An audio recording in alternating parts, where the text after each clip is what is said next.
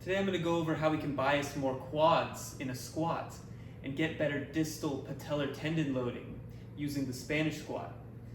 Now we have to do it in a specific way that allows us to load the quads without too much contribution from the glutes and hamstrings. So I prefer to use a very heavy band to loop around the knees, which will give us some counterbalance to sit back into. So if I were to do this squat with just a little bit of band resistance, now I can kind of feel my glutes kicking on to assist the movement because I don't have much counterbalance, and I have to slightly forward lean at the torso. Now the more forward trunk lean we will show during a squat, the more the glutes and hamstrings will kick on.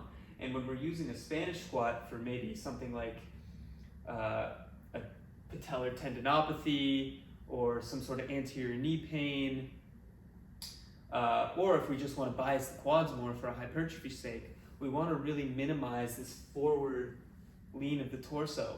Also, we want to minimize this knee over toe translation here. I know a lot of times knees over toes kind of gets the reputation for being very quad biased, but the reason it gets more quad engagement is because a lot of times the more forward we could bring the toes, the more our torso could stay vertical, and that's the main point we want to drive home here.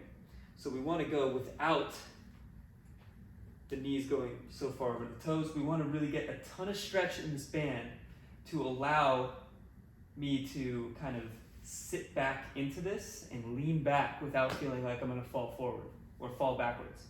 So we got a ton of stretch here. Now I can already feel my quads really working hard. I'm going to posteriorly tilt the pelvis slightly to get the glutes out of the equation. And then I'm going to squat down to around parallel, trying to keep my torso as upright as possible and not hinged forward. And we can do reps here or hold for an isometric.